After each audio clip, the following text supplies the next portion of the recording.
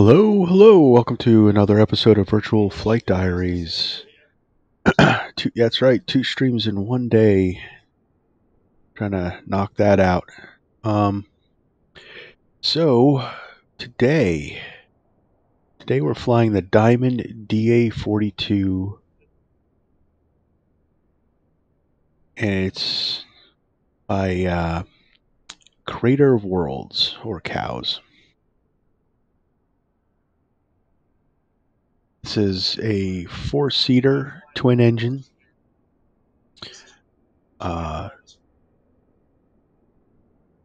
Average cost $1 million. So this is a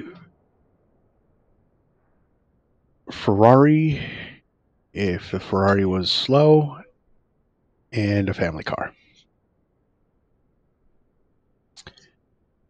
So with that, let's get in here.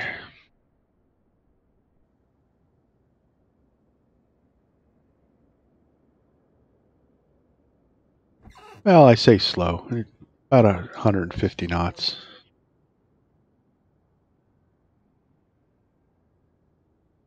Close up the canopy. And we're going to get to the checklist, because if you saw my stream earlier today, I didn't use a checklist and almost had an issue. Almost crashed. If I didn't notice why my power law was low, we would have stalled. So we'll get to that. So let's see, auxiliary pumps off, fuel selectors on,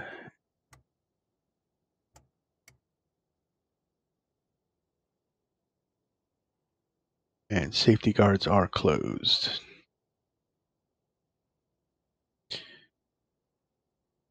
Power levels idle. Alternate air is closed.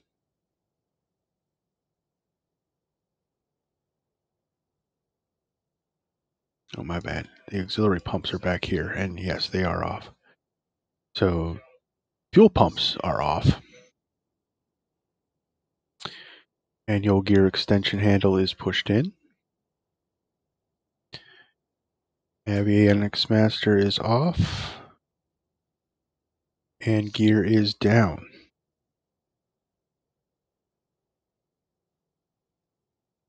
Electric masters off. Engine masters are off. Pitot heat is off. Alternate static is closed. Alternators are on. Motor switches are on auto. All light switches are off. Emergency switch is off and guarded. ELT is armed. And circuit breakers are all in. Flap selector is up. Electrical master 2 on. Rudder pedals adjusted. Flight controls are checked, free and clear.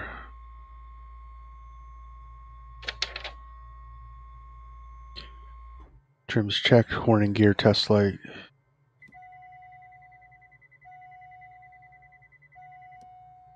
Checked.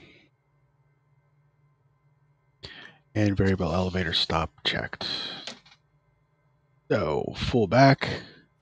Throttles to max. Notice it goes forward. Elevator stop check complete. Rear door closed and latched. Front canopy closed and latched. G1000 powered up and acknowledged.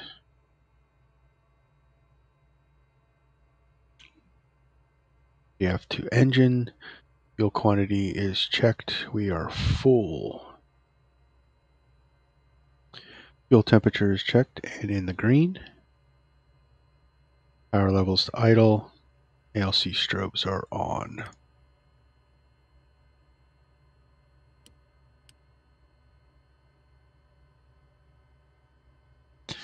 And that's the startup checklist, or the pre-flight checklist.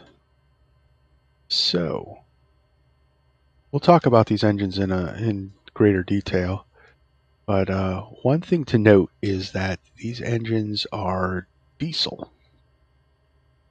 So when we turn on the starter, we have to wait for the glow plug to warm up, just like any other diesel engine. Once the glow plug light goes out, you start them up.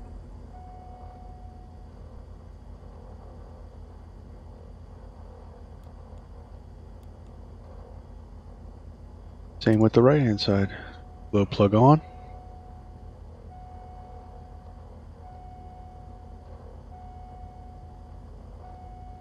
Once the glow plug goes out, we can start it up. So this uses regular diesel, but in the United States we use Jet A, which is actually just a refined diesel. Alright, so while we wait for the engines to warm up, we'll do our after start checklist. Oil pressure checked in the green. RPMs are set at 710. Fuel selectors to crossfeed for test.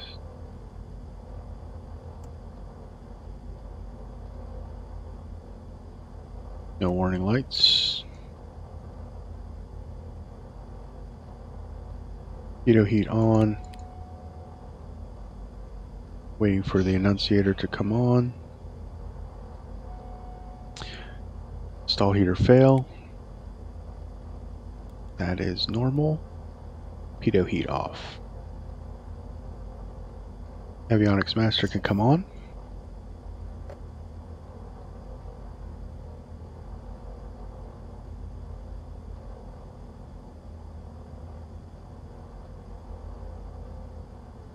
Once the TOS system test is complete,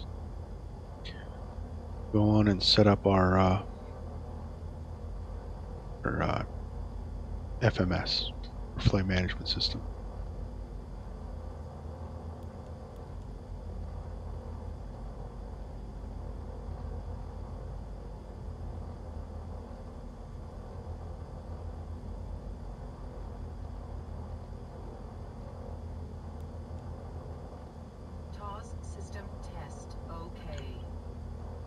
TOS system test is complete, all operational. So, here's our flight plan already loaded in. So, going to load our procedure. Oop.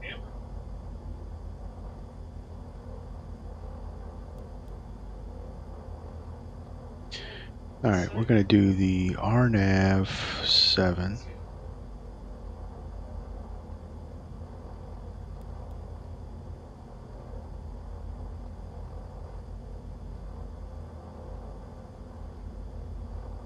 Just double check the flight plan. Yep, CVI.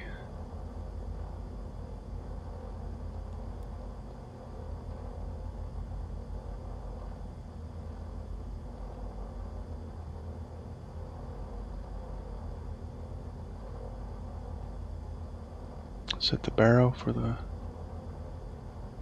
RNAV.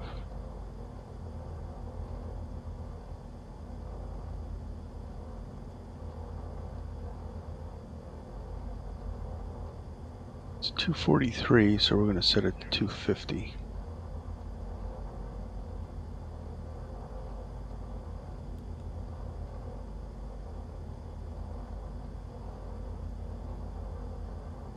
And load her up.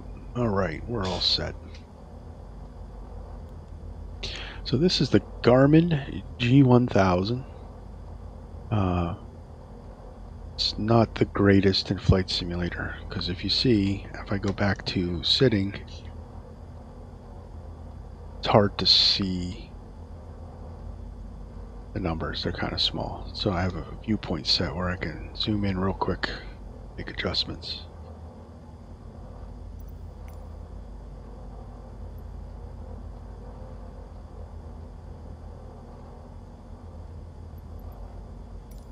And I loaded up earlier, so that flight plan's probably screwed for ATC, but it's alright.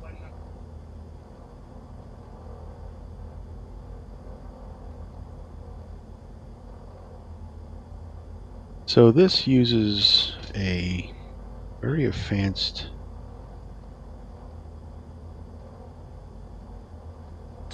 throttle system called FADEC. FADEC is used on a lot of airliners, Airbus in particular. What it stands for is Full Authority Digital Engine Control System. And what that does is it keeps our engine in proper command. So you can't really overspeed the props. The load is constantly monitored by the computer. So there's no direct pilot control over the engines. We kind of command it to a certain control mode, and the computer will set it up for the best efficiency.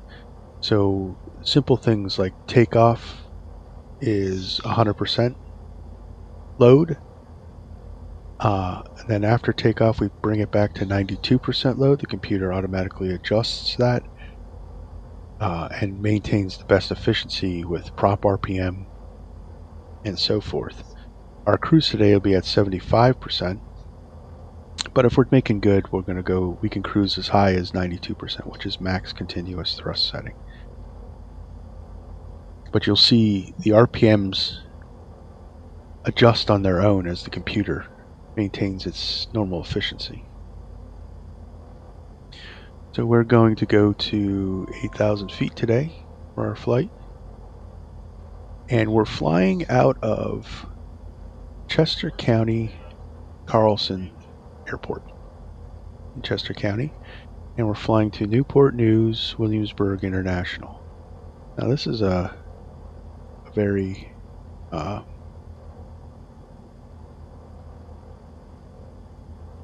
I'm not going to say interesting flight, but it's the flight that I always do when I test a new airplane. And the reason for that is because me and my family have been going down to Williamsburg for almost every year since 2009. We love it down there, and it's the trip that I judge on how fast it would take me to get there if I owned an airplane. So I always, and probably about once a month in the simulator, I'll just fly the route down and back. Any new airplanes come out, it's my test route. So it's what I would be doing if I owned my own airplane and was a pilot. But unfortunately, I'm not a real world pilot. I just live in a virtual world of flight simulator. So I'm going to set our standby gauges. Use the auto bearer ref key just to make things easy. So we're going to defrost on a little cabin air. It's a little gloomy out, but that's why I decided to go daylight instead of current time, which is nighttime. But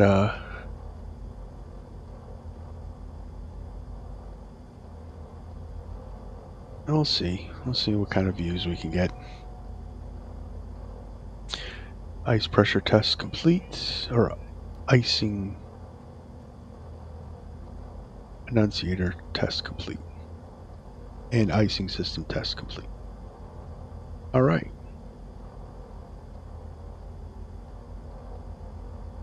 We're going to continue the after start checklist.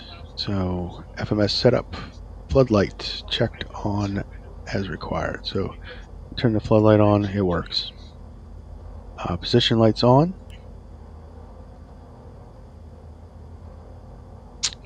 fuel selectors both on. Yes. Altimeters are set. Standard horizon has been checked and uncaged. That's what I did there as I was talking to you guys. Transponder mode code is set, and we're going to turn that on. Engine temperatures are checked, and it appears to be good. Taxi light can come on. And parking brake will be released for taxi.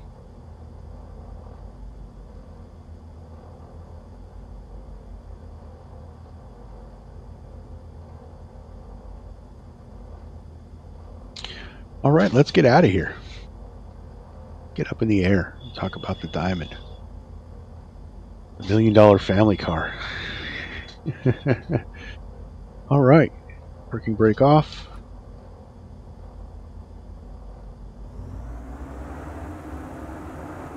Chester County Airport's really neat because it's like, so the parking areas are kind of like in this hole. Now, I think Microsoft exaggerates it a bit, but the runway is higher than the buildings down here. So, and I've seen videos of this airport and so forth where this ramp is real. You have to climb up to the runway. And we're going to be taking off runway 29.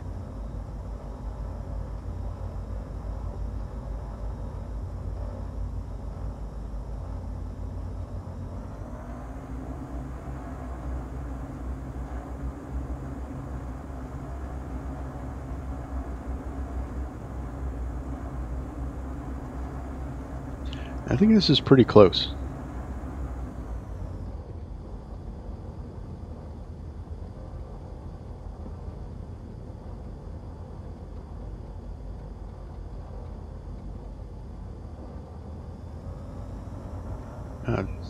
DirectX 12 bug.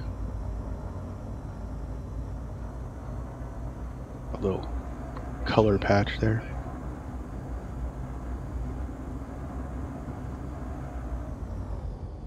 For 4 years now, and Microsoft Flight Simulator is still in DirectX 12 beta. But hey, they're ready for their next flight simulator. Wish they would fully complete the first one, but it is what it is.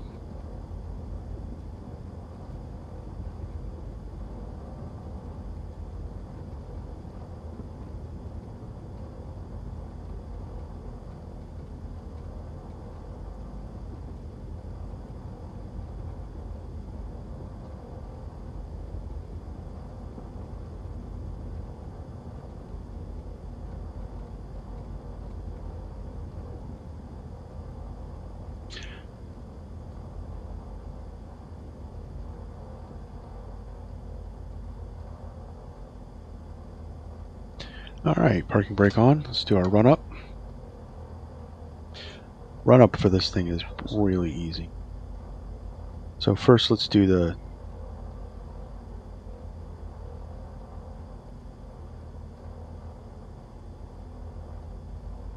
before takeoff checklist. Parking brake is set. Doors are closed and latched. Door warning light is off. Circuit breakers are in. Electronic trim set for takeoff.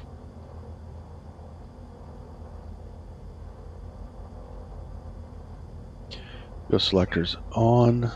Guards are closed. Rudder trim is set.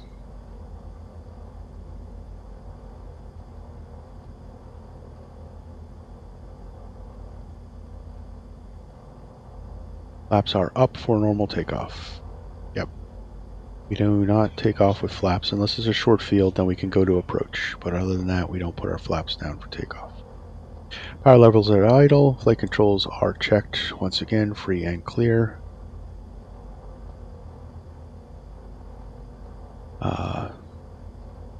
Main flight display is on engine. Votor switches. A.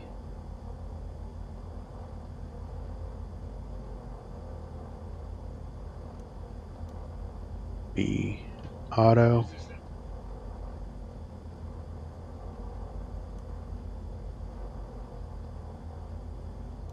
A. Boy, the click spots are real tiny. B. Auto. No warning lights. Alright, so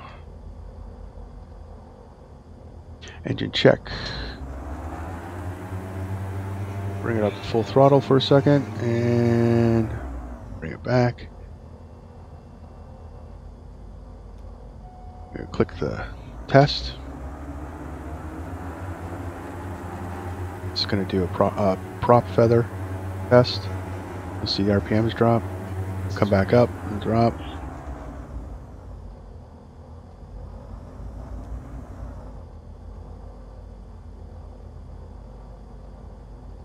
Test was good.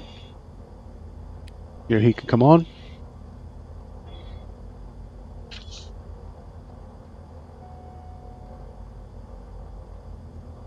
CTS pilot heat is on. Ice protection is not needed. Transponder code is on. Fuel pumps can come on for takeoff. Stall heater fail is normal and indicated. Just to double check, MFD is on engines and parking brake is released. We can take off. Alright, let's get out of here.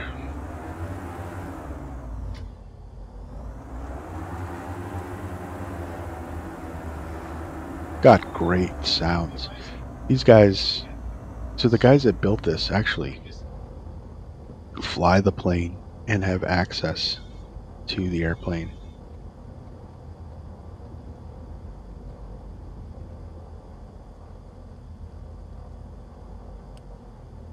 Landing lights on. All right.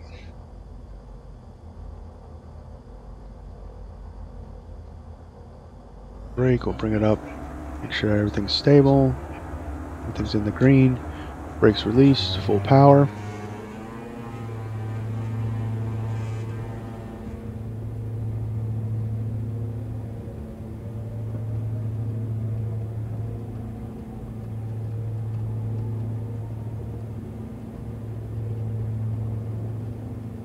Far rotate.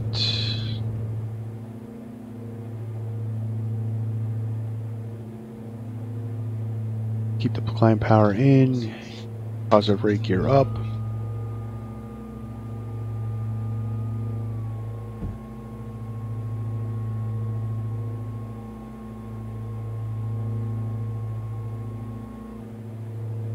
It's a helicopter manufacturing plant off to our left there. Alright. Philadelphia approach November for 26 Yankee Papa. Make the turn towards our route. Kilo Mike Quebec Sierra 1,200 feet. Request flight following. Yeah, we're gonna need to call the IFR flight plan if this isn't working. Squawk 17716 Yankee Papa. Very easy to fly. If you don't have this in your hangar, you should go get it. It's on Orbix. Roger 6 Yankee Papa.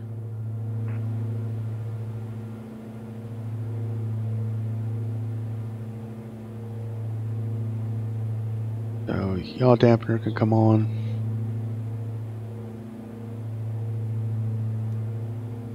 Flight directors. Autopilot. Going nav hold. And we're gonna do flight level change. And bring the power back. to 92. So you could keep it at 100% for 5 minutes, I think. It's within that range. Before that mark, you got to bring it back to 92%. So then we're going to climb out at 92%, and that puts us at about a good 1,000 feet per minute, holding a thing, so we can actually go a little faster. So the best rate of climb is 92 knots. So we bring it down close to that.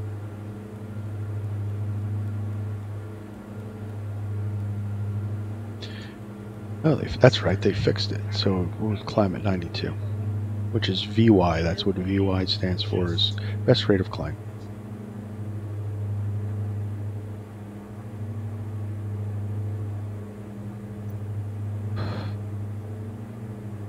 I can come off. So after takeoff checklists.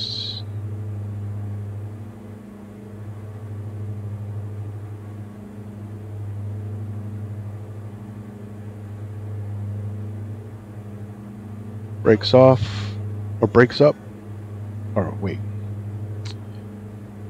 Gear up, alternate air to open. If it's raining, we're going to leave it closed for now. Flaps are up, and power is set to 92 after takeoff checklist. So we're actually going to climb the cruise checklist. So gears up, flaps are up, fuel pumps are off. Climb power is set, alternate air as required, taxi light and landing light can come off.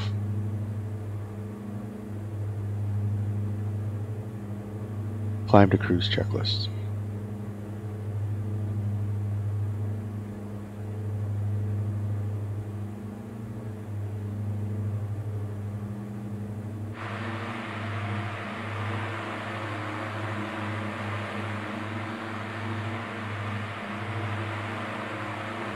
I got this off of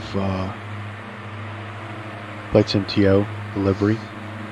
It's one of the only ones I could find that actually had an American registration. So I've been flying now November 26 Yankee Papa or since it came out. I like the color.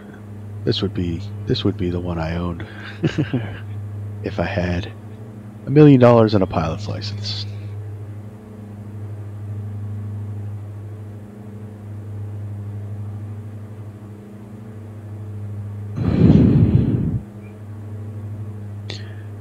Now this is only a 4-seater, and it doesn't have much baggage space, so definitely a weekend tripper.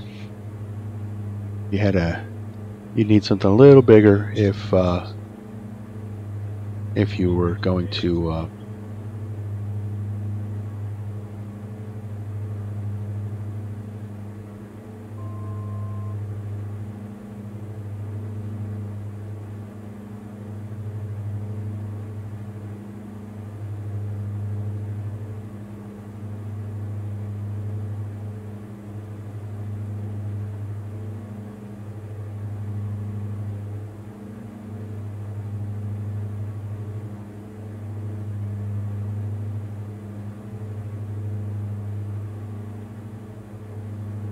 So, yep, definitely need to. So you have enough room. You could take the family of 4, and I've seen a lot of YouTube videos of the real ones, real owners of the DA42-6.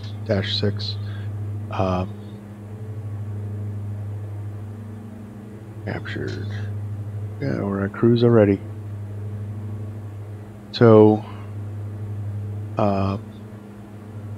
and you know, they can use their family airplane. I mean, this has some serious range. You could, as long as you can pack light, I mean, this thing could go from here to Disney down in Florida if the winds are right. But you definitely could make that trip, and it's definitely to make this trip to Williamsburg, because it's made this trip to Williamsburg a bunch of times. You can catch my one video on YouTube of me buzzing Colonial Williamsburg, flying treetops up the Duke of Gloucester Street. Just a fun little video. You go to my channel and check it out. This is actually the first one I've done with the Diamond as a full flight, so we're going to talk about her. Like I said earlier, she's got diesel engines using Jet A, which is actually cheaper than low lead 100 octane avgas.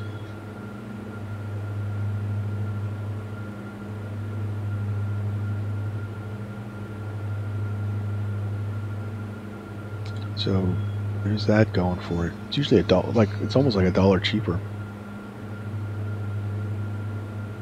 It uses a FADEC system, which is very advanced for a family type aircraft.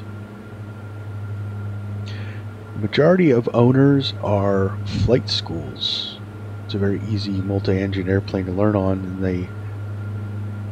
they buy one or two of them for their flight schools so that they can teach multi-engine check rides. But my thing is, though, is if you learned multi-engine on this plane,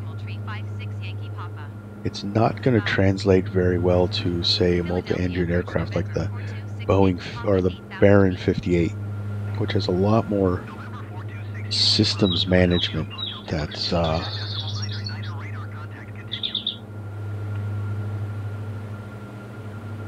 managing throttles, managing prop pitch, like all that you're not going to get with this because of that FADEC system. There's no prop controls.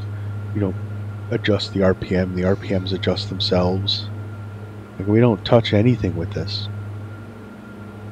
And there's only two. There's just the throttle levers. So we're in cruise. We're going to bring it back down to 75%. See where we are through this flight. We might bounce it back up, but close enough for government work. So what 75% will do is give us an economic fuel efficiency, so we could go further. I have plenty of fuel that I could keep the full throttle or the max continuous thrust probably all the way to South Carolina. I mean, it's very, very cool. I mean, we can look at endurance, 5 hours and 32 minutes. So 5 hours, if we subtract the 32 minutes as a reserve, at 179 knots. So 984 to the end. That's a little past Disney. It's definitely we could definitely make Orlando Airport with that.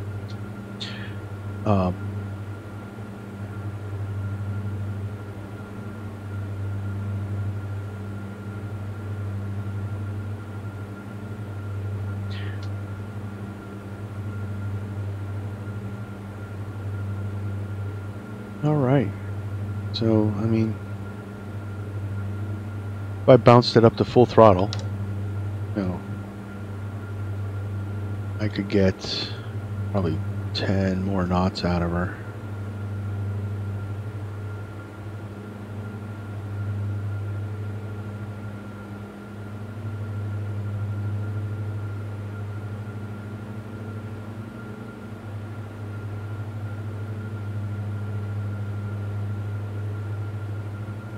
As you can see, I lost 100 nautical miles, and I'm doing almost 10 more knots. I mean, it really you know, if you were doing these short flights like this to Williamsburg, you keep it at, you know what, we're gonna keep it at full power. Why not? It's flight sim. We're not paying for the gas.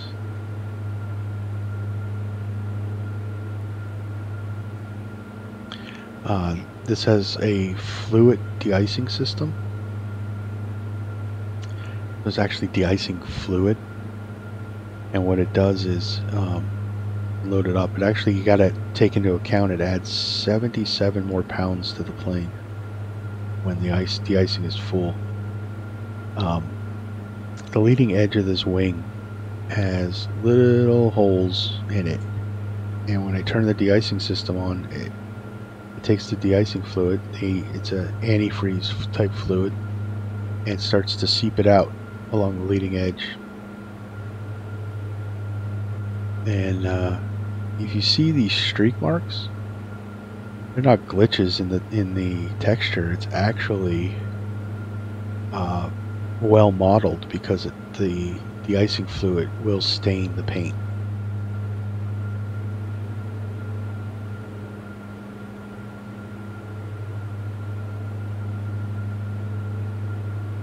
So that's pretty cool. So the guy who painted this texture kept that in mind. Kept the de-icing streaks.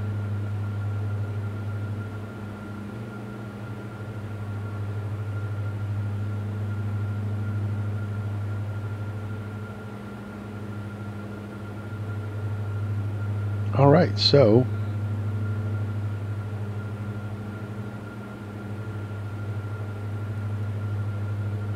let's look at our VNAV. So we have about an hour until we get to our top of descent. All right.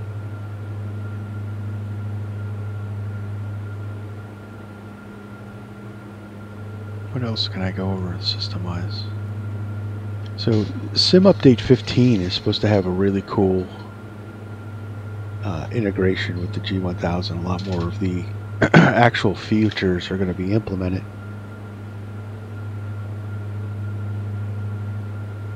More control over flight plan, the menu.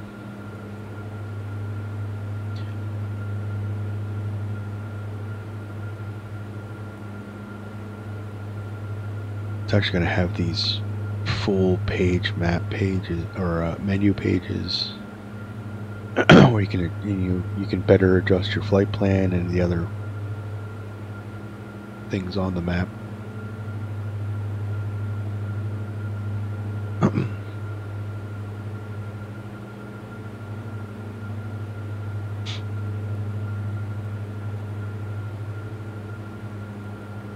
Clear that out.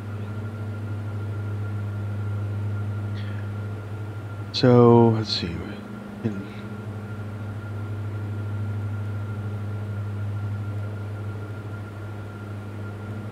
Do an inset map. Do a HSI map. I like the inset map.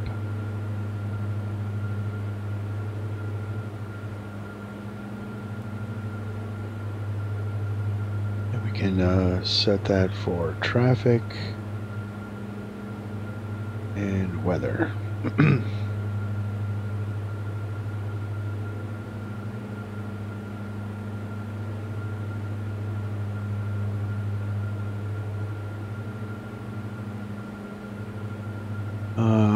This one has map layout. You could do topo. We can actually add weather to this map, but it gets kind of bogged up. I do have traffic on here though. You can take the topographic off, relief. I like the topographical map gives me a quick reference of terrain. We're East Coast, so there's not many mountains along the coast because we're actually heading down to, so we went past Philadelphia. Would have been nice to see Philadelphia, but kind of gloomy out here. Been raining off and on. So this is the Delaware River and the Delaware Bay.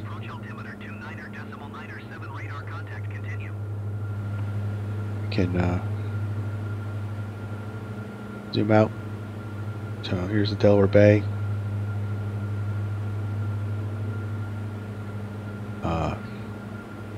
Cape May Point right here. Lewis, Delaware. And strip right here is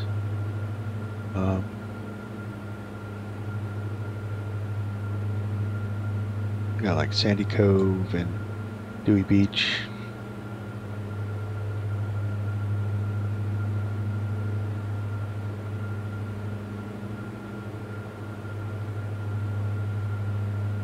We got a 10 knot tailwind, but a 25 knot crosswind, so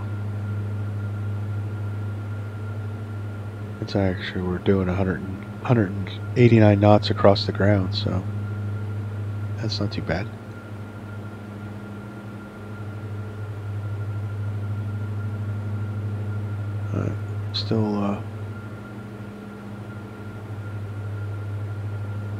We're still about an hour out. So Diamond Aircraft Corporation, it's pretty much the answer to Cirrus Aircraft in my book, in my opinion.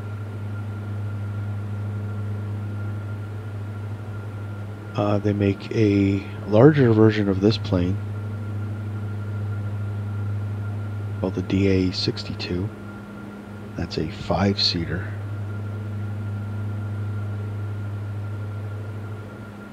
Actually, I think that's a 7-seater. Twin engine, larger body. That one's pressurized. If we went up above, 12,000 feet in this thing, we'd need supplemental oxygen. There's no pressurization.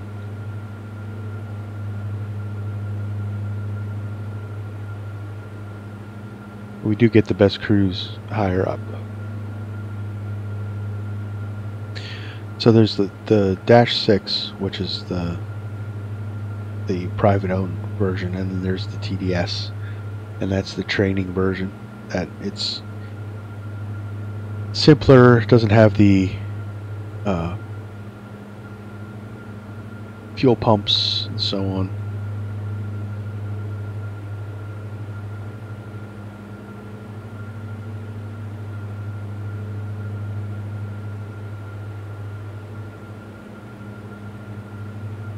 So this plane, it's very fuel efficient. It'll burn 10 gallons an hour in cruise, the proper cruise setting. Its max cruise can get up to 197 knots. We're doing 192 right now. It'll climb as high as 18,000 feet for our service ceiling. Like I said, you're going to need oxygen if you go that high. It can go at full fuel. Three persons. You're not going to get that fourth person, I don't think, to get this, but you can go to 1,225 nautical miles. So we could technically go from Chester County Airport to Miami if we wanted to. It has a useful load of 1,276 pounds.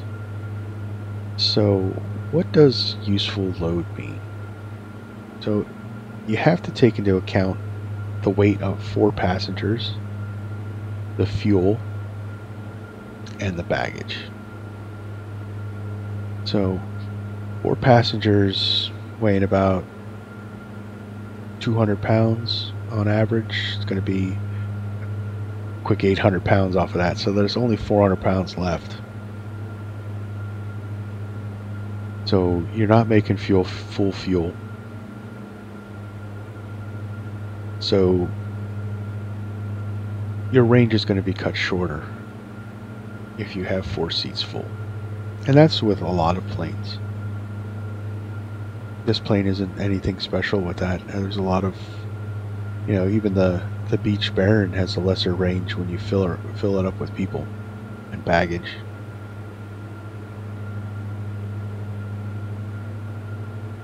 So the max range is 1,225 nautical miles, but you're looking at maybe 1 or 2 people on board and full fuel with the right winds. It's full of people. I don't have the weight set for 4 people. I have the weight set for me and the co-pilot. And full fuel. And we're still only doing... Excuse me, I'm sorry.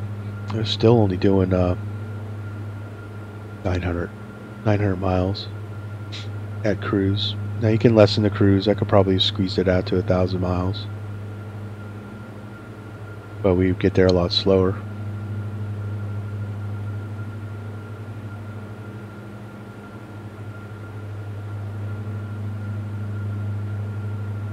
So the engines, it's got 2 Austro engines, or AE 300 turbocharged.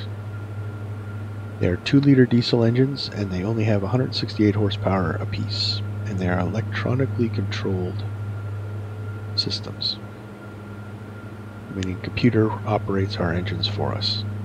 Part of that FADEC system, where we don't have direct control over our engines. Has 2 MT propellers. The blades are, it's a 3-blade constant speed propeller. And it can use Jet A1, Jet A, TS1, which is available in Russia and the Ukraine. RT is another type of fuel used in Russia and Ukraine. Number 3 jet fuel, which would be China. And JP8, which would be military jet fuel.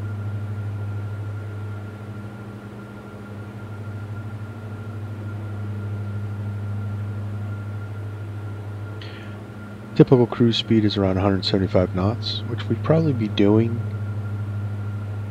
if I had set it to the cruise. But we're doing max continuous thrust. We're a little above yellow line. Air is smooth. There's not much turbulence, so we're no problem with that.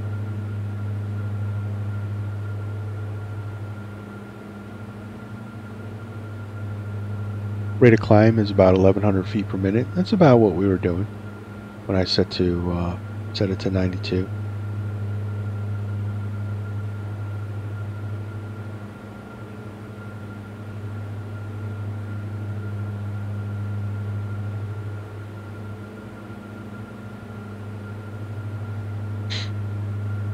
So yeah, so here it is. I was talking about the useful, that 1,225 miles. So to achieve 1,225 miles, the maximum range, you have to run the tanks dry, meaning no reserve. Be at the flight level 180, which is the service ceiling of this plane, and run it at 50% power. And it would take us probably about almost 8 hours to get there.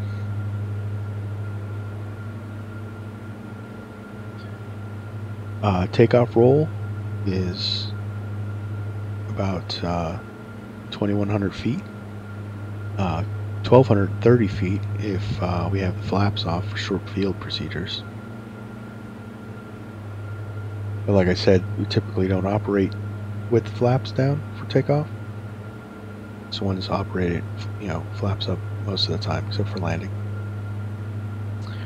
Same with landing.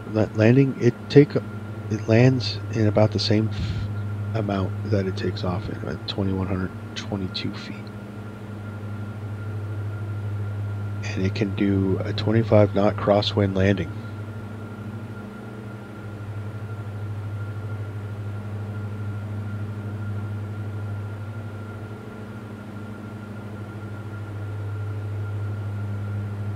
This plane is expensive. So it'll cost you, to pick up your own, it'll cost you about, on average, $869,000. That's before options. So we're looking at $1 million with the setup we have here. And then fixed cost to operate is about $130,000 a year. That includes parking and insurance. So an operating cost of between $250 and $350 an hour. This is not somebody who can't afford some luxuries.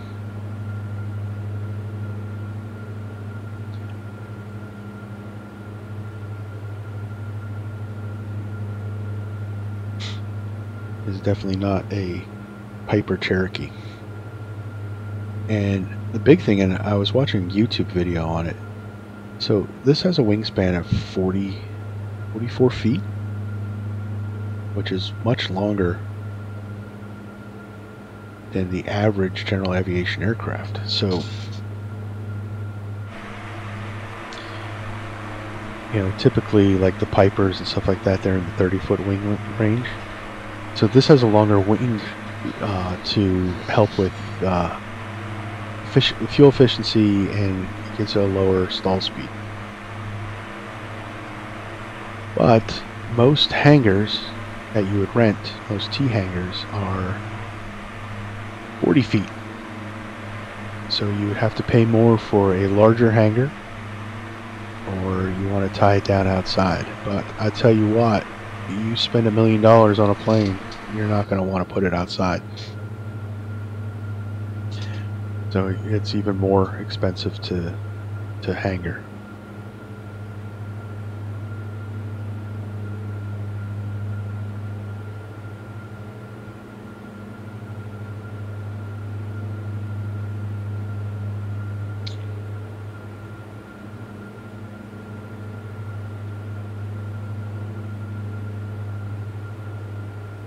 This is called the Twin Star.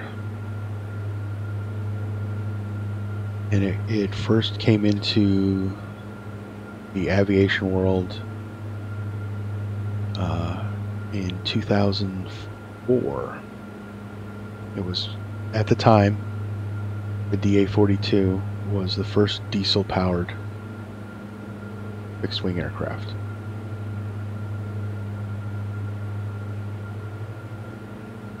What's a cool thing about this is these planes are built in a factory in Austria. There's also a factory in Canada. But a lot of the DA42s come from Austria, and they actually they fly these things across the Atlantic Ocean. Not non-stop, mind you, but so if I bought one, it would be built in Austria, and a transport pilot would ferry the plane from Austria all the way over to Chester County Airport. And he would make delivery of my plane, and then he'd catch an airline flight back. But it is capable of going across the ocean. It was actually one of the first diesel-powered planes to cross the ocean. But, you know, it goes via, Austria to England, England to Ireland, Iceland, Greenland, and down along Canada. It makes several stops along the way. And you can't do it non-stop, but it's really interesting that how they do that, though. And that's actually, there's a lot of, being a ferry pilot, ferrying planes all over the world is,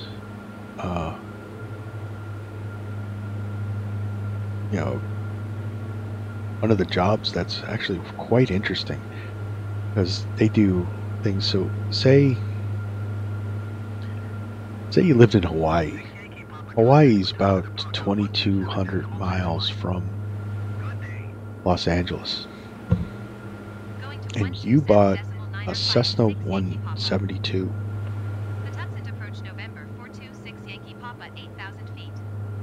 Now, it would be cheaper to fly that plane there, of course, than to, take it all apart, box it up, put it on a ship. Well, they can do that too, I believe. But what would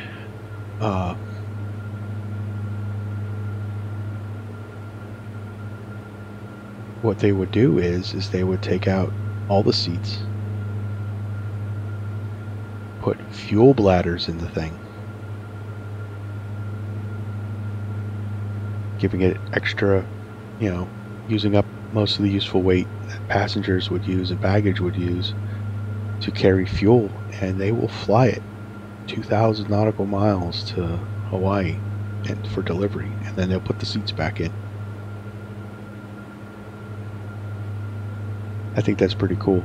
I mean, can you imagine being, what, 5,000 feet above the Pacific? Maybe 10,000 in a cruise that long? You, fuel, the plane, all going at maybe 100 knots. It's a long flight.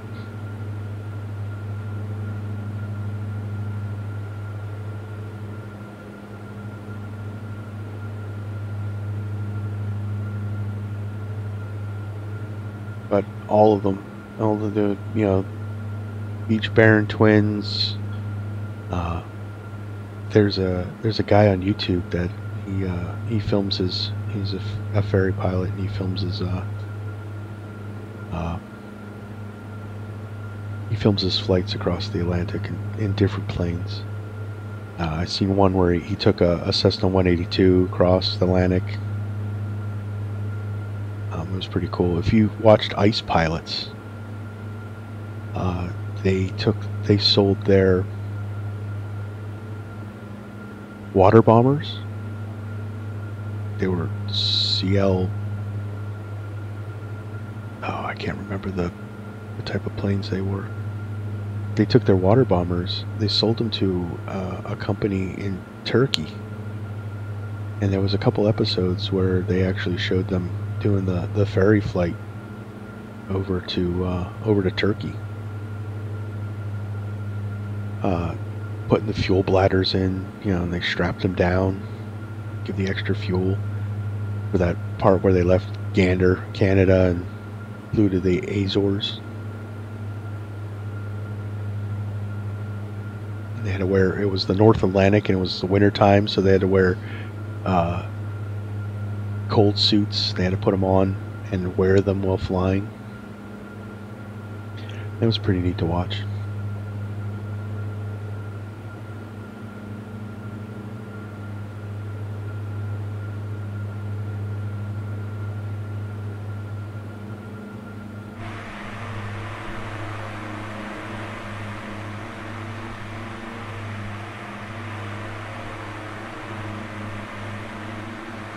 Really neat design.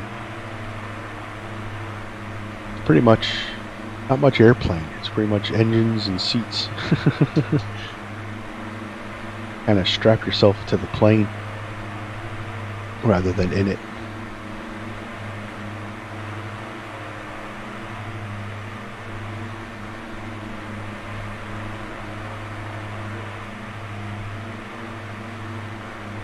So let's see here. Let's see some facts about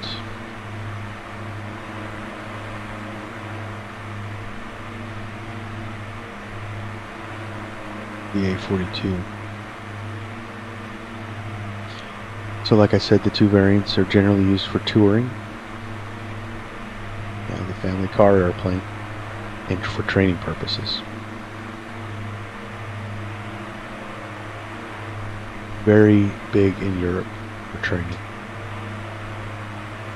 And here's a couple flight schools in the United States that use them as well.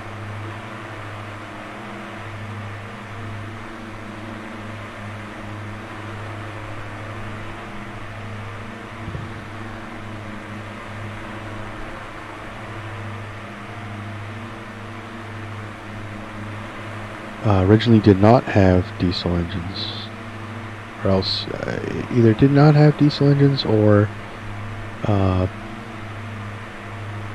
it had a lesser diesel engine.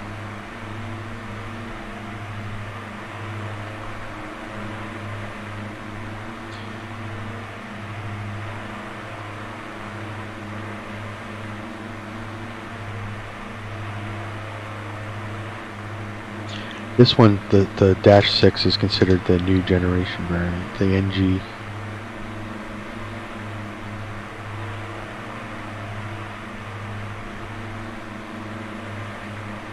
So they have the DA42 MPP, which is the military police variant. But what's cool about that one is the back seats. So it goes to 3-seater, and there's all kinds of surveillance equipment put in here. So the back person, so you'd have the co-pilot and the pilot, and then the radar operator,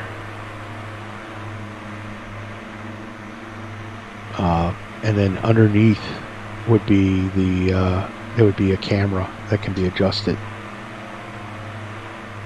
Yeah, and then it's cool because then it's all blacked out.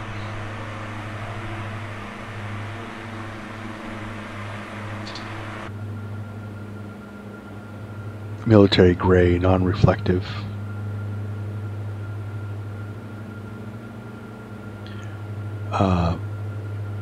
The military would use it as a forward air command. And actually this plane, the MPP, which is pretty much this plane, but like I said, had some additions added to it, was used in the Iraq War for combat support by the Royal Air Force. The United States military, as far as I know, does not utilize this plane for any military purpose.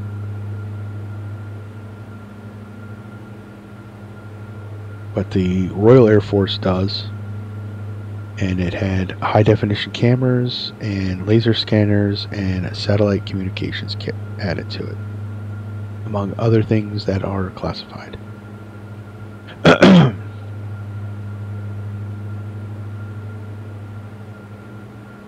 The major operator for training is Lufthansa Aviation Training Academy, and they own 14 DA42s for their multi-engine training.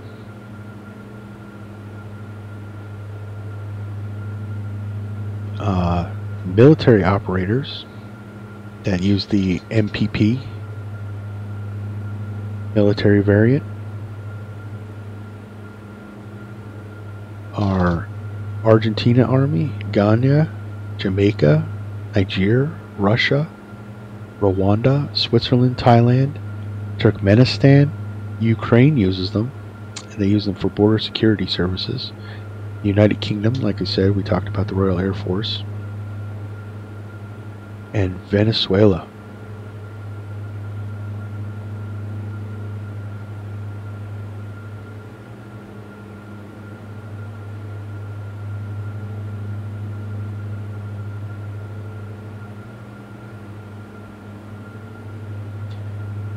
That's pretty cool. There are some livery downloads that have the color scheme of the military version, but they did not produce the military version with that camera pod on it. And I think they did some interior modeling on it to kind of make the surveillance equipment back here. So that's pretty cool. I don't own any of those paint schemes because I try to stick to my neck of the woods, since from the United States. So since our military doesn't have one, I'm not going to have one. But I try to keep my flight simming kind of realistic. That's why I don't do military jets. I never had a desire to be, well, maybe a long time ago I wanted to join the Air Force and be a fighter pilot, but beyond that, it is, as I grew up, my desires for flying were more general aviation and airline. I wanted to be an airline pilot. I actually signed up and got accepted. Me and a buddy of mine down in Florida, Comair Flight Academy. It was back when before the 1500-hour rule, you didn't need to be ATP. These schools would punch you through. It took 3 years of flight training, but they'd punch you through your private, your instrument, multi-engine, commercial rating, and then you would build a little bit of time. I think they built you up to about 800 hours of flying time, and then you would go fly for those regionals. So you'd fly for Comair, which was a Delta Connection airline. But as it turns out, the world wasn't it wasn't in the cards for me, and I never went to that school. It's a good thing too, because you know I would have graduated probably right around when 9/11 happened, and there was, you know, a lot less flying for a while, and a lot of layoffs. So I never would have. It would have been a longer road, and then, you know, certain other issues prevented me from keeping my medical, so I couldn't be a pilot. That's why I do the virtual flight sim. It's the next best thing. You don't get the feelings of flying, you know, the no G-forces. A motion seat would be pretty cool, but they're pretty expensive, and I really don't have the room for that. But, you know, I stick with my flight sim. I've been flight simming a lot longer than I, you know, could be a pilot. I started flight simming with Flight Simulator 2.0. When that was put together by a company called Sublogic in the late 80s. And I've owned every flight simulator since, except X-Plane.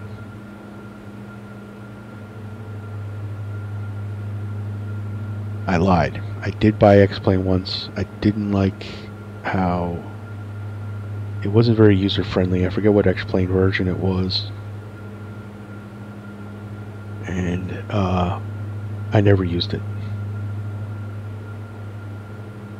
I want to say it was like X-Plane 10 or whatever version was before that. But I've owned mostly Microsoft flight simulators. I did own PD3, which was essentially a Microsoft flight simulator, but Lockheed Martin bought the license.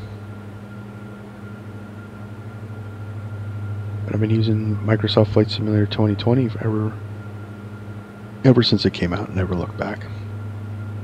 Visually, this, compared to other flight simulators, visually this is just stunning.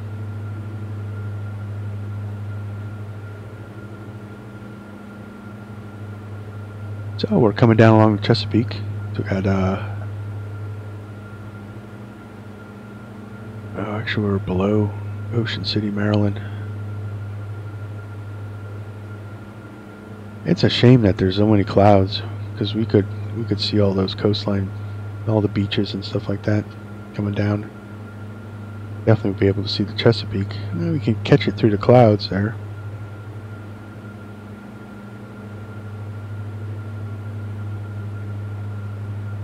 This is actually one of the routes I take driving down to Williamsburg. We go down that at Delaware Peninsula, at Maryland, Delaware, Maryland, Virginia down here.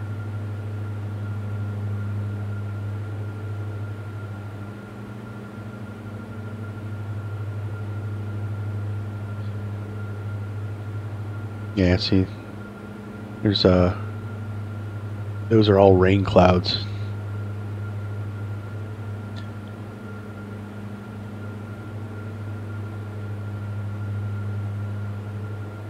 Can't wait for the new black square Dukes to come out.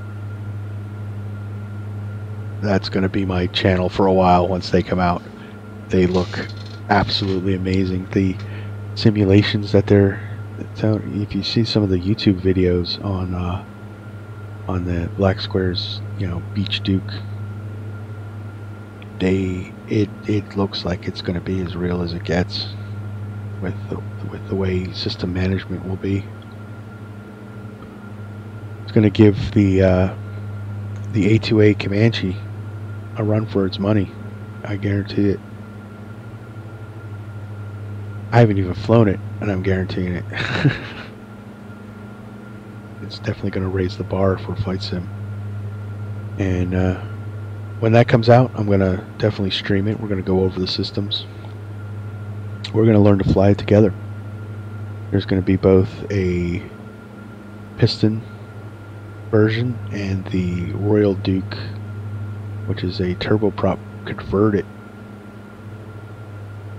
aircraft of the Beech B-60 Duke. We're going to learn to fly both versions, definitely. And I think it's going to be a lot of fun.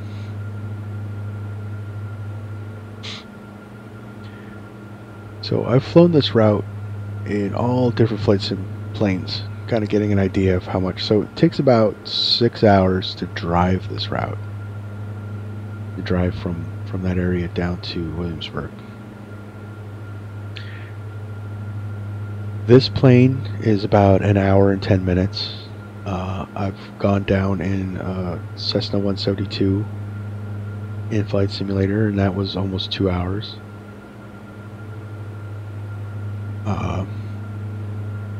TBM 850 is like 30 minutes.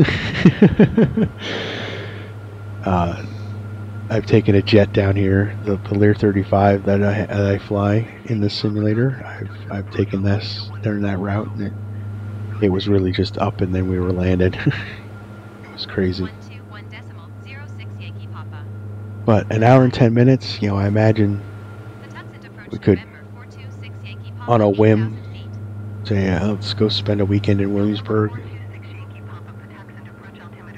Leave at 9 o'clock at night and be checking into our hotel room at, 10:40. God, you love flight. Gotta love flight. I hate driving, but I love flying.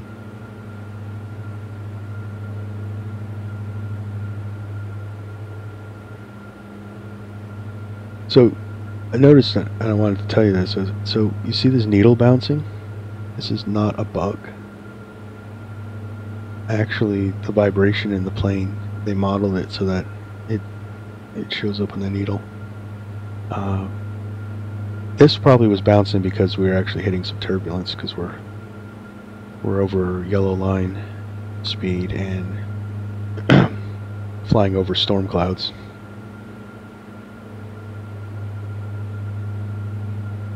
And when you go clouds like this that are punched up, there's updrafts. As you'll see, as we get closer to this cloud, we'll start to bounce. There'll be turbulence.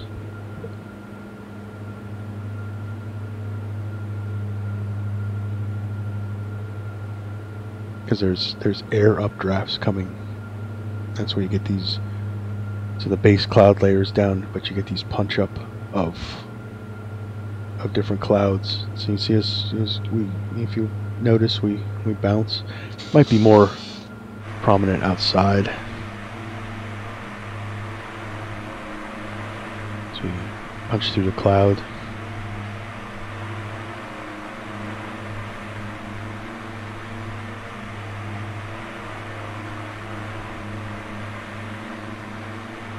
And kind of up and down, up and down. And that. It's a pretty good turbulence model there. And that's what it would be. It would be more like it wouldn't be very sharp. It would just be like an up and then down, almost like just roller waves. It's really easy to think of what air is like. Ocean waves up here, and that's what turbulence is. So if you've ever been in a boat and you've gone real fast across chop, that boat's bouncing and rocking and slamming into the water, that's turbulence. And that's why you wouldn't want to be at this speed if it was severe turbulence, because it would just be slamming this plane and it would be very uncomfortable. So you'd want to go slower. And if you were out there on the ocean, and very similar, if you weren't going so fast and you went slower, that knocking around lessens. And it's the same with flying. So the severe chop, and there's actually in the books, if you look at the speed, turbulence penetration speed, and it'll show you a lot of planes, it's down in the 140 mark. So if it was severe turbulence, it would take us a lot longer to get to where we need to be going.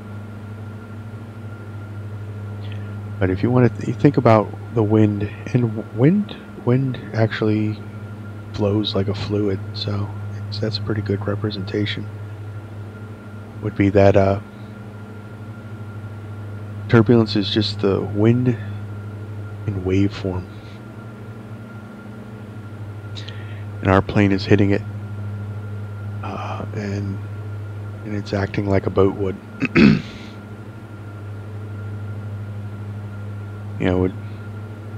It's not severe turbulence, it's just these roller waves. Like when we went through that cloud, it just pushed the plane up, and we just softly came back down to altitude.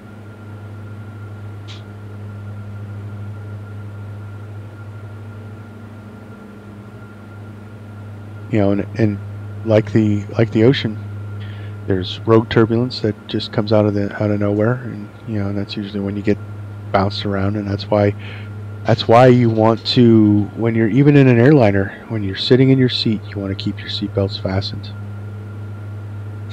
because that rogue turbulence that they didn't predict, and it could slam the plane, and if you weren't buckled in, you could get bounced around. So that's why they want you to keep your seatbelts on. If you were flying in this plane, not that we're getting up and moving around, but you'd keep your seatbelt fastened, or at least your lap belt. And these planes, I believe, I don't know if they're modeled, but they have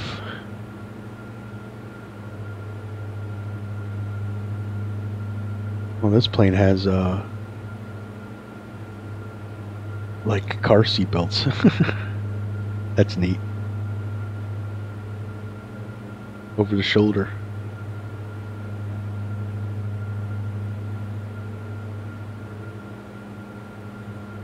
A lot of different planes have a lot of different configurations. Most general aviation planes will have a 3-point harness where there's a lap belt and then 2 shoulder straps come over. No airline pilots, now the passengers get the lap belts, but airline pilots get the 3-point harness. Because I guess, you don't want to get, if you're the pilot in command, you don't want to get tossed around and hit your head or something like that. That would be a bad thing. Yeah. As a passenger, well, it wouldn't be. Sure, it would add some weight to the plane if every seat had a 3-point harness, but it's just really easy to tell people how to buckle a lap belt, than to try to explain to 200 passengers how to put a 3-point harness on. I imagine that's why it's like that. And the lap belt's efficient for entering turbulent air.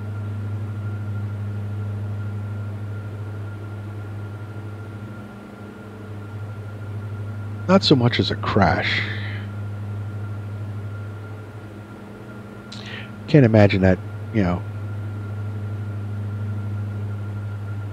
plane, an airliner slams into the ground, no wheels. That lap belt's not holding you in your seat.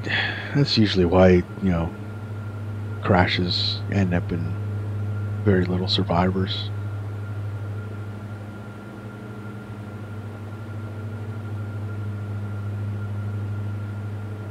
So, speaking of crashes, we'd like to talk about crashes. Let's see how safe the DA42 is.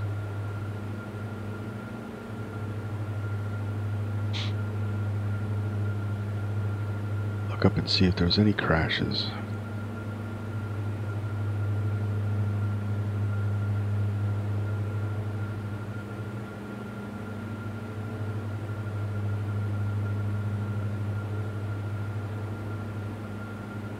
I'm sure there was.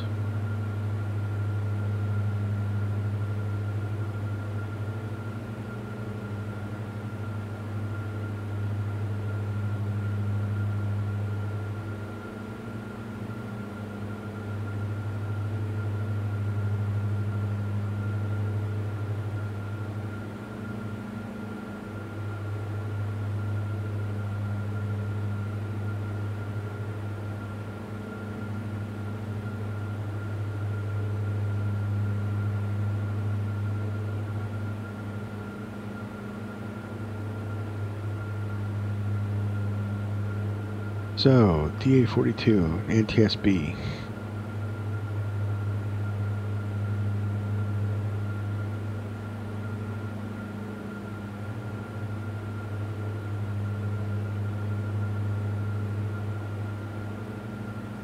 So the first DA42 to crash was in 2008, and it was actually in Lancaster, Pennsylvania. The second one was in Sweden, 2016. Two DA42s collided, where a DA42 collided into mountainous terrain and was destroyed following loss of control on an instructional flight.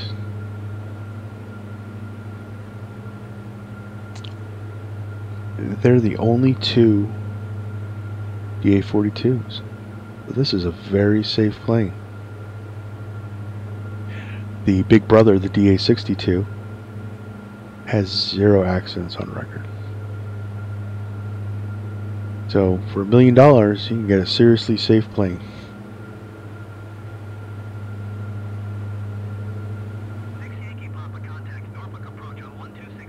That's according to the NTSB. Going to 126.056 Yankee Papa. Norfolk approach November 426 Yankee Papa 8,000 feet. November 426 Yankee Papa, Norfolk approach. Yeah, there's been more crashes.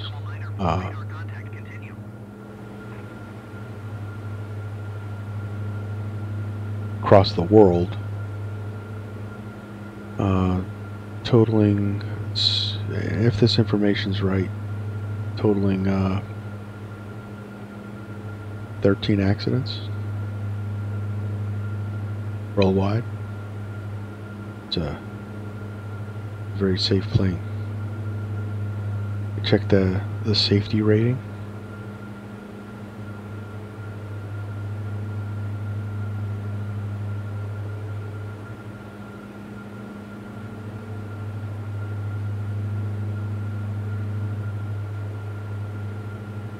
It has a lot of safety features that help the pilot avoid accidents in the first place, including the diesel engines are very reliable. They don't fail very often. With state-of-the-art traffic awareness, radars, and everything else in this plane, that's why it's got a good safety rating. November 426 Yankee Papa, Langley approach altimeter 29.4 radar contact continue.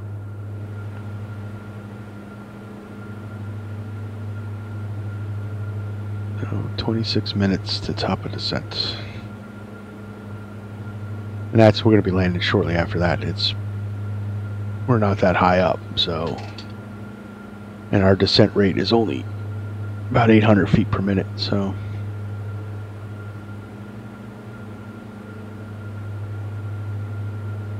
that's the plane. We can actually cut corners. I think I might cut corners here.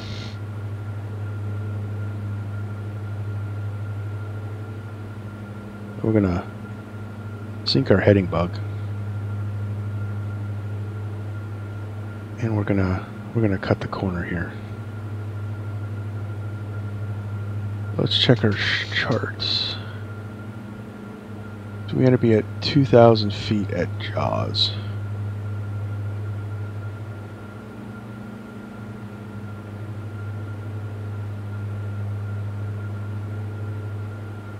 So I think we can cut the corner here and start our descent. Because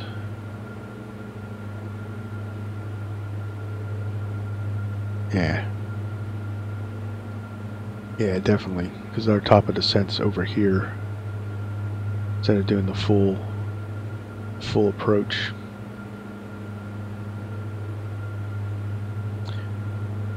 Yeah. That is definitely what we're going to do.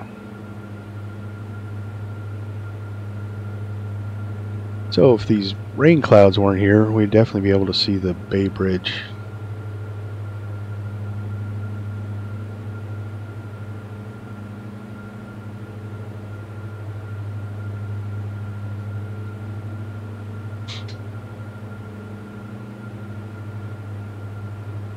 So I'm going to make a turn to 250, which will run as parallel. And then when we get down here, I'm going to activate the approach direct to jaws. So let's put a... Plus this has a state-of-the-art VNAV system too. I could put 2,000 feet in and it'll go to top of descent and then automatically start descending. A lot of airliner technology in this thing. That was probably one of the reasons why it's safer. I'm going to do 2,000 feet. We'll correct our barrel ref pressure so we have the right barrel ref. Our barometric reference. And I'm going to make the turn when we get to KLFI.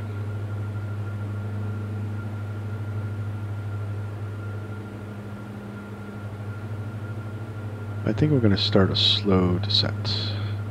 So we're going to go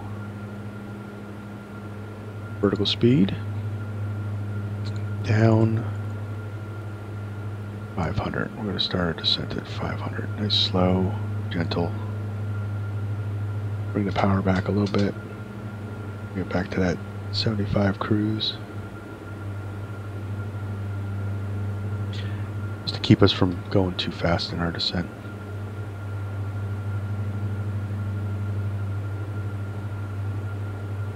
So, descent approach checklist. We have our landing data. Our altimeters are set. Comms, nav, and FMS are briefed. We haven't set it up yet.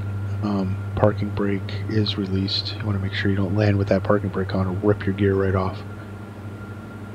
Trim will be used as required. Gear warning lights test. We do another one of those before we start our descent.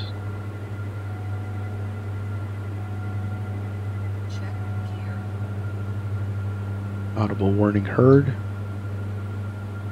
I'm going to put our landing light on. Fuel selectors checked. Forward guarded. And we will put our fuel pumps back on. Just to keep the fuel pressure up in case there's any issues there while we're descending and landing, so we keep our engines running. And that's the descent approach checklist. So we'll have the final checks to go when we're on approach.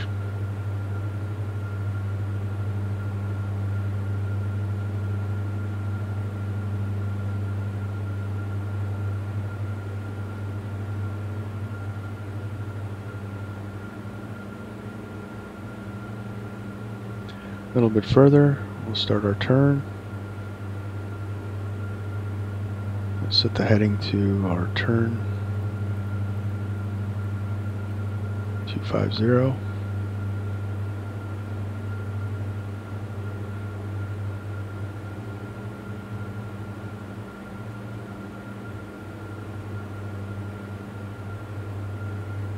Brief the approach. So it's going to be a landing runway 7. It's going to be an RNAV landing. Our missed approach is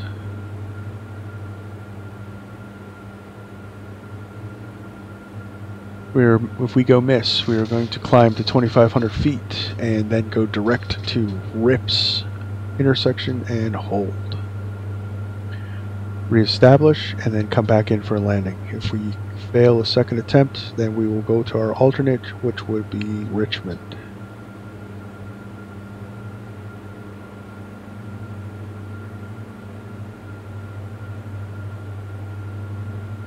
That's our brief. So we'll enter, just quick, we'll enter JAWS at 2,000. Our final approach fixed altitude is 2,000, so we'll stay at that until we're going down. And our decision altitude is 243 feet, or 203 feet above the ground, because we are LPV capable. So we have our barrel ref set to 250. So that's good. That's the brief.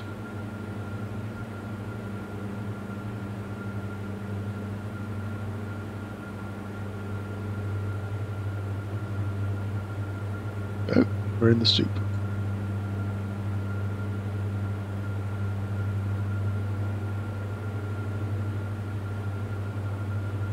So I briefed the passengers that we're descending. Make sure that everybody's got their seatbelts on.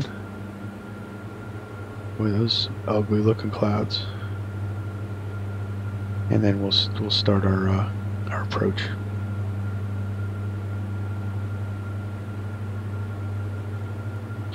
Go to heading mode.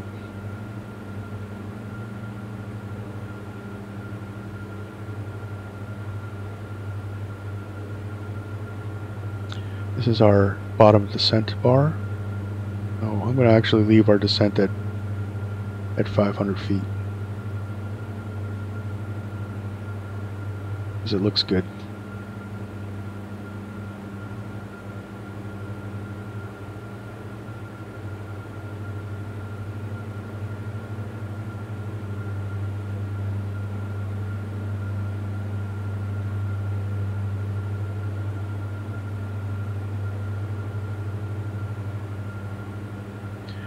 We're going to change our approach though.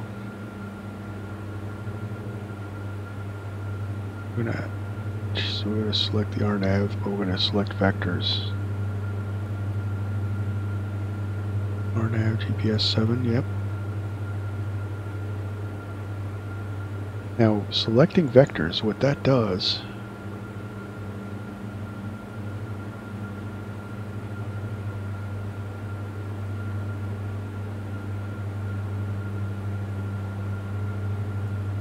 we're going to activate that approach. So what that does is it kills all that, so that when we're ready, we can go direct jaws and be on the approach. The computer will still handle the descents, where if I would have just activated the approach as is, this maneuver I'm doing, this cutting corner maneuver I'm doing, would not work, because then we'd automatically go to CVI, because it would want to start the approach there.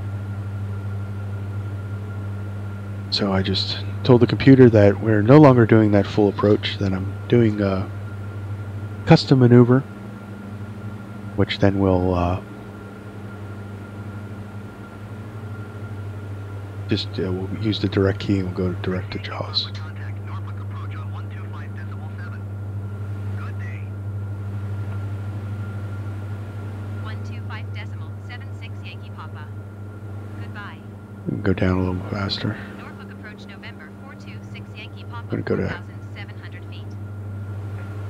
We're going to go down at 700. Yankee Papa, Norfolk approach altimeter 29.9 Bring the power back a little bit. Continue.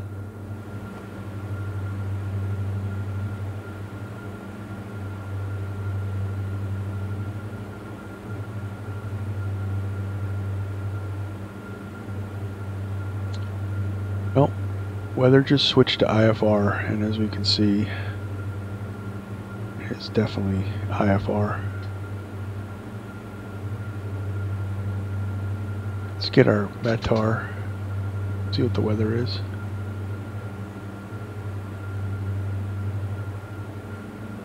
Overcast 600 feet. The visibility is 10 miles below that, so wind 060 at 7, so still good for runway 7. Alright.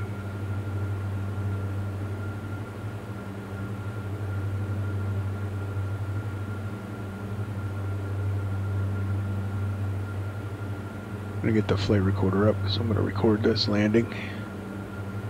And we'll do a quick replay. We can to see how we do with our landing. Oh, it is definitely IFR. Ooh, that is ugly. No scenery views on approach today, ladies and gents.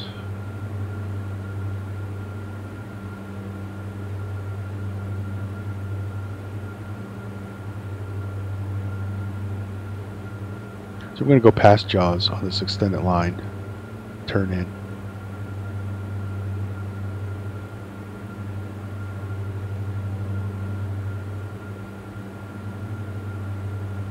Some lighting in here. Ugly out, so we need some lighting.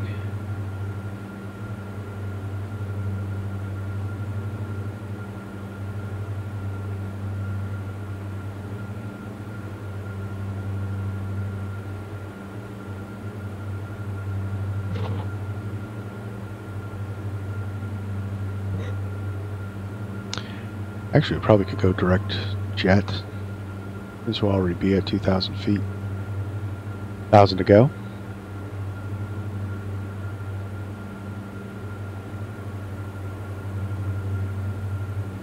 Get some power back.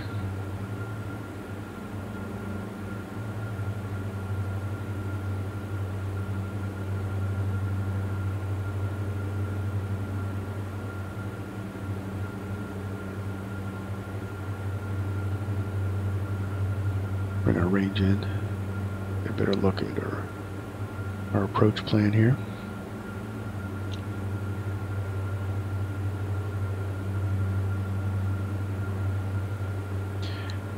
We did a similar maneuver on our St. Patrick's Day flight. We cut the corner and went direct to our approach.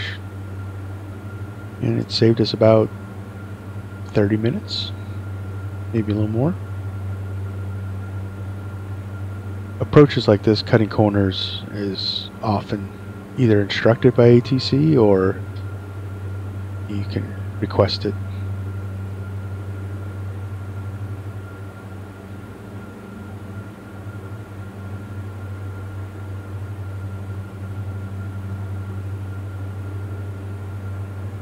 All right.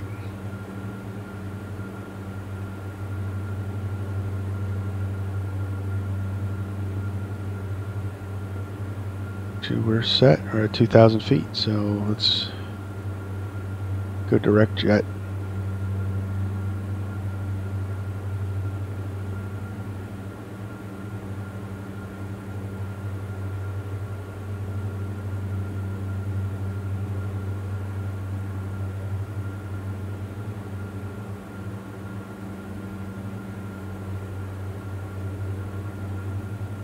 Now this plane's pretty tricky to land. It likes to drop like a rock.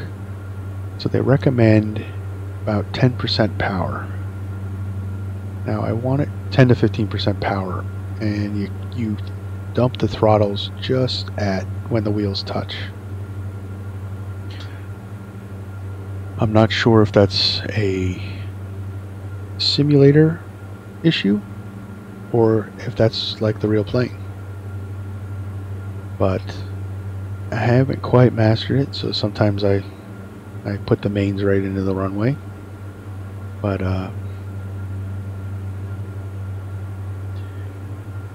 we're gonna, once we get around this turn, we're gonna arm our approach.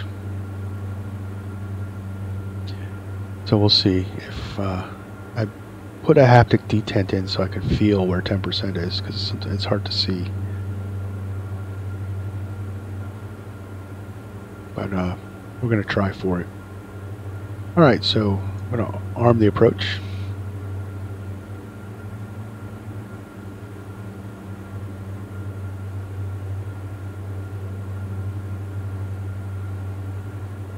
Get one more check of our baro ref. So we're RNAV, which is definitely baro reference centric. You want to make sure your baro ref's right. So we're not following a radio signal, we're following a virtual path drawn in the sky. That's based on actual altitudes.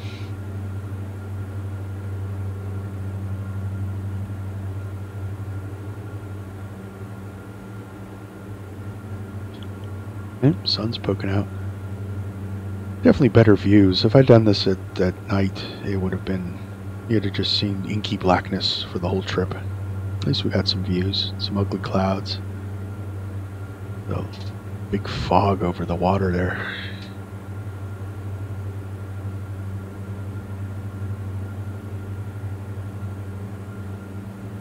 So this would be the James River. And we all know history of Jamestown. The James River is the river used by the 3 ships to bring us up to Jamestown, which is right about here on the map.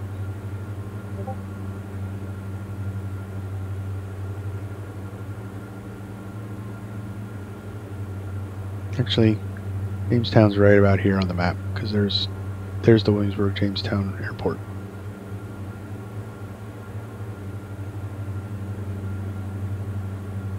Alright, so we're below flaps 1 speed, so we're going to go flaps 1.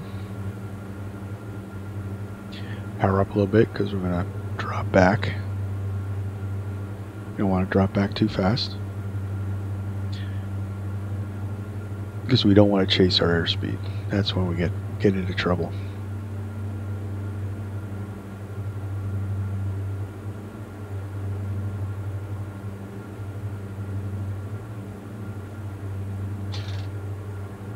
We're not going to put our final flaps in until we're close to landing.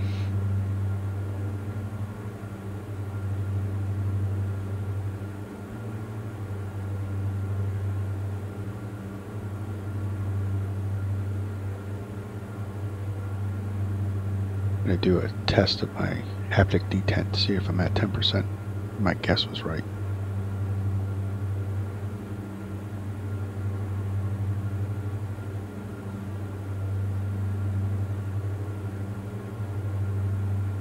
Turning on the approach, captured the glide slope, and we're going to start down.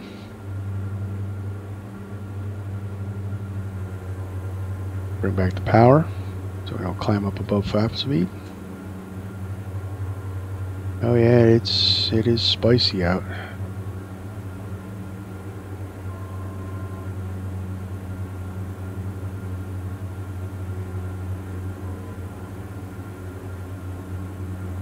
Bring it back to 20%. I'm going to drop the gear.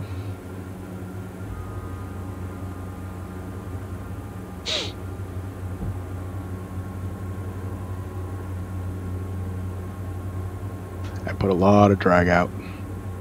It's going to drop us down to our final approach flap speed. Bump up the power a little bit so we don't go too fast below that.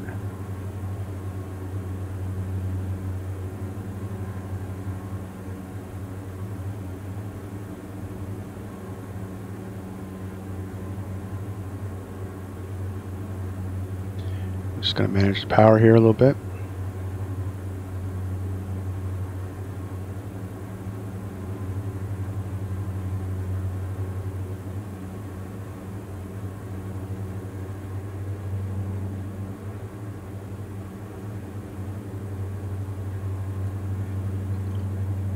Quick glance up, runway's not in sight.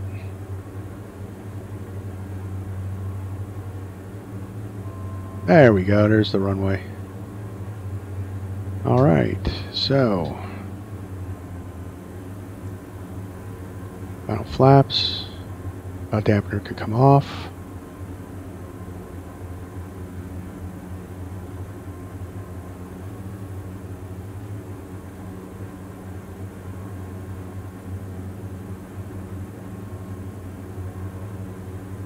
Runway's in sight, so we're going to disconnect the autopilot. We're going to hand fly her in. Whoa, whoa, whoa, whoa, whoa.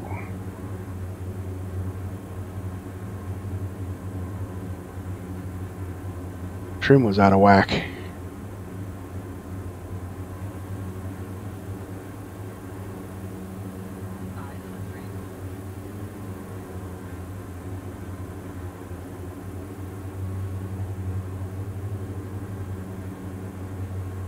Fix the trim. Get our view back. There we go. That's what happens when you don't check the trim. So final checks, flaps down, gear down, landing light is on. A little crosswind.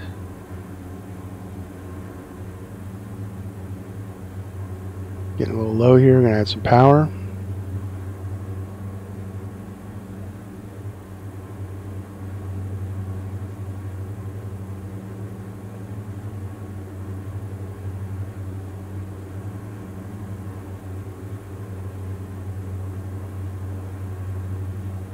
Some more trim. Hand flying a plane, trim is your friend.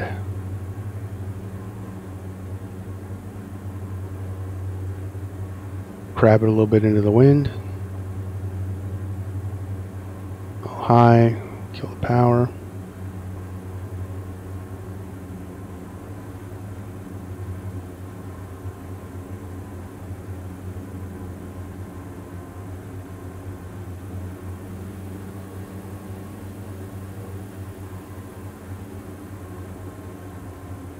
About 15% power.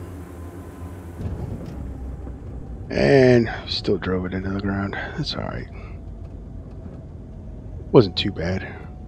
Oh, guys, I forgot to record it. Oh, well.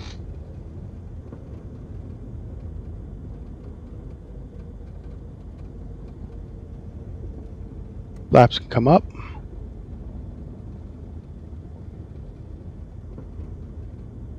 I'm going to vacate the runway here.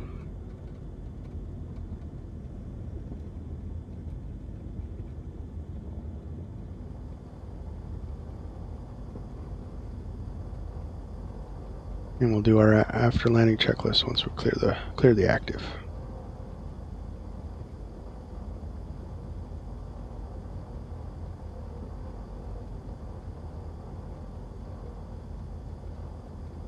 This is the Newport News Williamsburg International Airport, and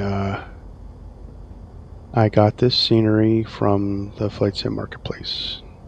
It was like 14 bucks. Nice little scenery.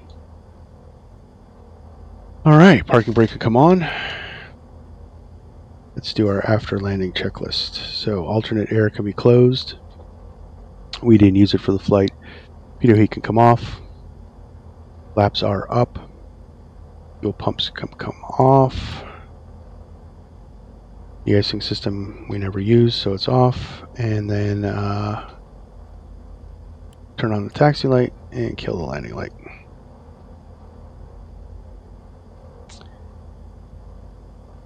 And that's it. So let's get back to it. Let's get to our parking spot.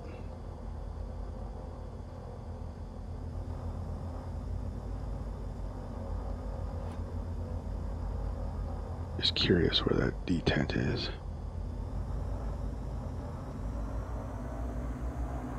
Yeah, I had it too low. So I'm gonna have to bring that up a bit. Okay. That's where we want to be for landing. Okay. Did not judge it, and that's why we still went into the ground. That was definitely over 200. Some more artifact from DirectX 12.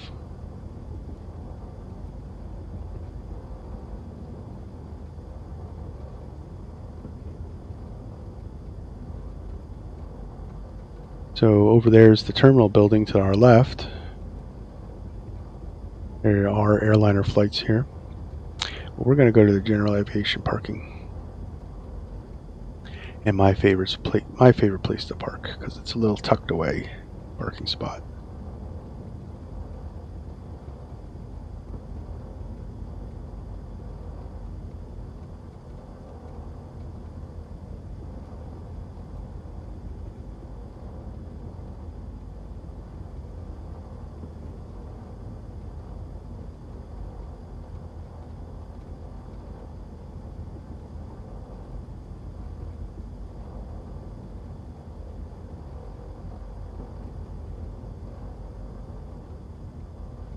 Welcome to Williamsburg, ladies and gents.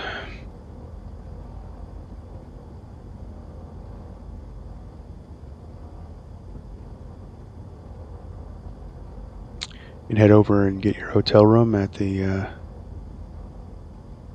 Colonial Williamsburg Hotels. There's like 3 or 4 options with that.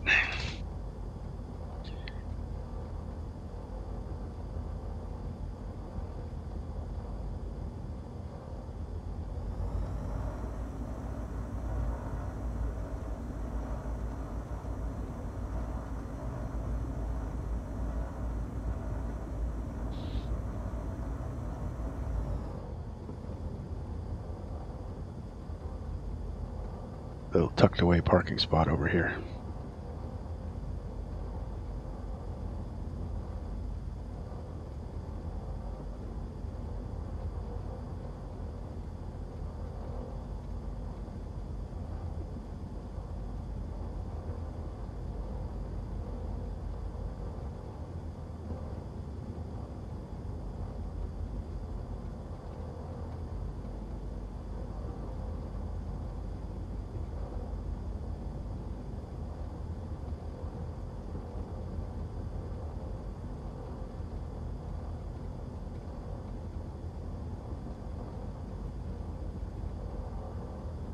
Go park in front of this hangar.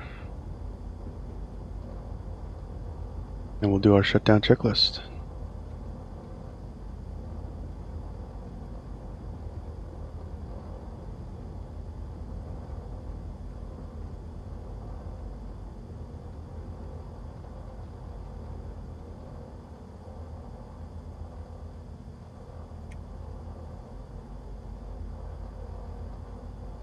Parking brake is set. Taxi light can come off. Parking checklist. Parking brake set. Power lever is maximum 10% for 1 minute. It definitely had that.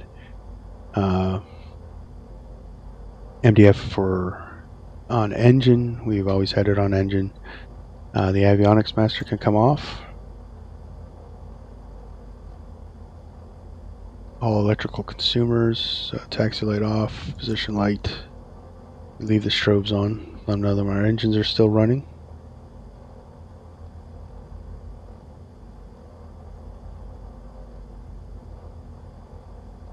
And we can kill the engine masters.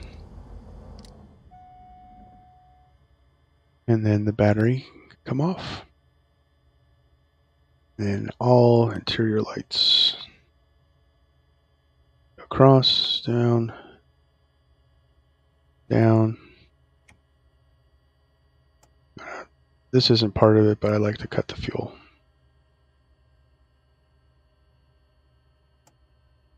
State saving, so when I come back it'll be just like this.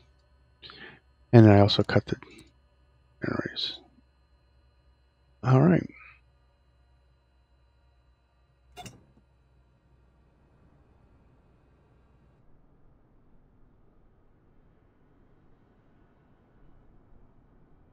Welcome to Newport News, Williamsburg International Airport.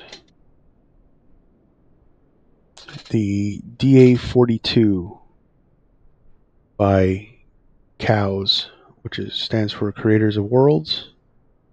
They have both versions. They have the 6 and the TDS. Both different models. If you have $1 million and a pilot's license, pick yourself up one. If not, Orbix, about $30. I'd like to thank everybody for watching. I hope you enjoyed the video. Hope you learned some things. And till the next time. Bye.